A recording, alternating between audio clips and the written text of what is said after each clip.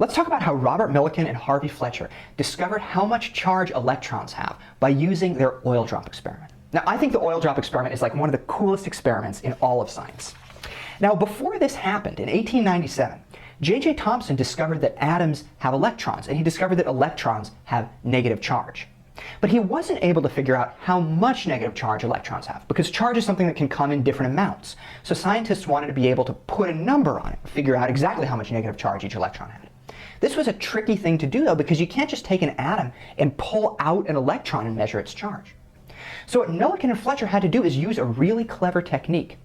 They used tiny drops of oil and balanced them floating in midair by using gravity and electricity. And believe it or not, using this technique, they were able to determine how much charge each electron had. Let's talk about how. Here's the equipment that Millikan used to do the experiment. This is like a big chamber, and I'm showing a cross-section of it here. Now this is the atomizer. It's just like a perfume mister, except instead of spraying perfume, it's spraying oil into tiny little droplets. And these droplets spray out into this area, and some of them float down here in between these plates and end up in this area. Now these drops are really, really tiny. So there's a microscope in one side of the chamber so that the people doing an experiment can look through the microscope and see individual drops. They try to focus on one drop at a time. And here is what they'd see. They would see one of these drops slowly floating down here to the ground. Now why is that? Well, it's because there is a gravity force that is acting on this little oil drop, pulling it downwards. But the gravity force isn't the only force pulling on this oil drop. There's also an electric force that is pulling it in the opposite direction. Here's where the electric force comes from. As these drops that spray out, as they make their way through the chamber, some of them lose some electrons. And as they lose electrons, as they lose negative charge, the drops become positively charged. So I can indicate that here with this positively charged drop here. Now, these plates are special because they have an electric charge on them. They're hooked up to power here, and the top one has a negative charge, and the bottom plate has a positive charge. So here it is. Here is a positive charge on the bottom, and here is a negatively charged plate on the top. Now, the oil drop is positively charged. Think about how electric charges interact with each other. Well, like charges, the same type of charges repel. They push away from each other. So the positively charged oil drop is going to be pushed away from the positively charged metal plate that's down here. And then on the other hand, opposite charges attract. So the positively charged drop is going to be attracted to the negatively charged plate that's up here. All of this adds up to an electric force that is going to be pushing in this direction. And it's going to be pushing in the opposite direction of gravity. So it's like these two forces are going to be battling it out. One pushing down, one pushing up. Who wins? Well, it depends on how strong the electric force is. And the electric force depends on the charge that's in these plates. Let me show you what I mean. These plates have this voltage dial that's hooked up to them, so that it's possible for the people doing the experiments to change the amount of power that's going to these plates. So they can turn it up or they can turn it down. All right, so we've got this oil drop here. Let's say that we can crank the voltage way, way up. Here we go, crank it all the way up to 10. Now, when the voltage is really high, there's a lot of power in these plates, so they have a very strong charge. And because they have such a strong charge, the electric force that that's going to create on this drop is very big. High voltage, lots of power, big charge, big electric force. So the electric force you can see is really large here, and it's much bigger than the gravity force. So since they're trying to cancel each other out, the electric force is going to win because it's much bigger. And that means that it doesn't really matter that the gravity force is pulling down because the bigger force is moving up. So the oil drop is going to move upwards because the electric force is winning. So I can kind of sum this up here, where with a high voltage, the drop moves up because the electric force is bigger than the gravity force. But on the other hand, we could turn the voltage way down here. And what that's going to mean is that there's much less power in these plates, less charge, and so the electric force that's acting on the drop now at the lower voltage is not very big. It's just a small little electric force. And now, when it tries to cancel out the gravity force, it's much too small. The gravity force is going to win. It's the bigger force. So that means that in this case, the gravity is going to pull the oil drop down. And that's what this situation is. Low voltage, drop moves down because gravity wins. Now, what if we could adjust the voltage so that it is just right? And by just right, I mean that we find a voltage number where the upwards electric force on the droplet gives exactly the same amount of pull as the downward gravity force. Okay? So if the voltage is a little too high, the electric force is going to be bigger than the gravity force, so the drop moves up. If the voltage is a little too low, the electric force is going to be smaller, so then the gravity force wins and the drop moves down.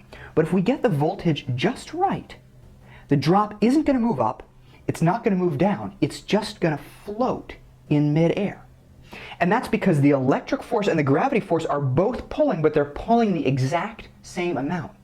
It's like two teams trying to play tug of war, but both teams are equally strong, so they can't move the rope in either direction.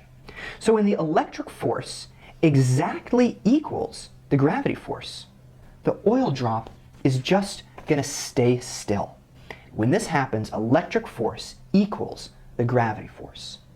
This is a very important situation, and it's what the people doing the experiment try to do. They adjust the voltage, looking at a single drop, until they can get it just right so that the drop stays still. Now, for each drop, they do this with many different drops. For each drop, they find a way to determine the mass of it, how much it weighs. So for this one, let's just say you write the mass down, and then they write down the voltage at which it balances, staying still. And they do this for many different drops. They do it for many different drops of different sizes. And for each drop, they measure the mass of it, and then they measure what the voltage is when that drop is balanced. They take these numbers, and then they're able to plug them into some equations to figure out what the amount of electric charge is on the drops. That's what we'll do next. I'm not going to go into all the details of how they do the numbers and everything, but I want to give you a conceptual understanding of how they think through the problem. Now here's how they figure out what the charge of an electron is. Okay? They have all of this different data. For each drop, they have its mass, and they have the voltage that's required to balance it steady. Okay, now, we can say this, that when the drop is balanced, the force of gravity equals the force of electricity. Now, the force of gravity depends on the mass of the drop, as well as a few other things that we don't want to have to worry about here. The force of electricity depends on the charge of the drop and the voltage on the plates. And remember that when the drop is balanced, these two things equal each other. So in other words, this is an equation that you can solve for one of the variables.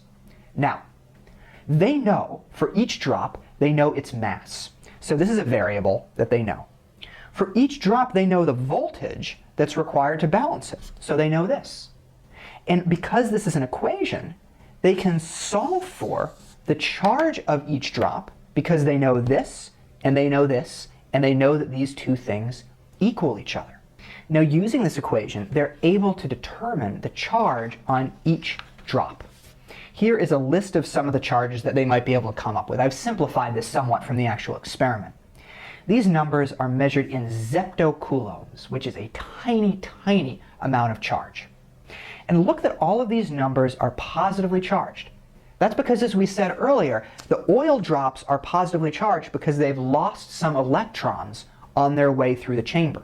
Okay, so they're positively charged because they've lost electrons. When they start looking at these numbers, they notice something interesting. They notice that there is a pattern in the numbers. And here's what it is. All of these numbers are multiples of 160. Okay? So look, this is 1 times 160. This is 2 times 160, 3, 4, 5, and so forth. And so they say, look, these drops of oil are losing charge in multiples of 160. So they think, aha, each electron must have 160 zeptocoulombs of charge. Because if you lose one, you have 160 plus charge. If you lose two of them, you have a plus charge of 320. So the drop that has this charge lost one electron. The drop that has this charge lost two. This one lost three, this one lost four, this one lost five. That's where the positive charge is coming from, because the drops are losing different amounts of electrons. But they see that the charge difference is always a multiple of 160, the smallest amount of charge that you can lose when you lose one electron. So based on this information, they're able to determine that the charge of one electron is negative, remember because electrons are negative, is negative 160 zeptocoulombs. You can also write this as negative 1.6 times 10 to the negative 19th coulombs. Coulombs are just a unit that you use to measure charge. Or it can be written as negative 0.0000160 coulombs, a very, very tiny amount.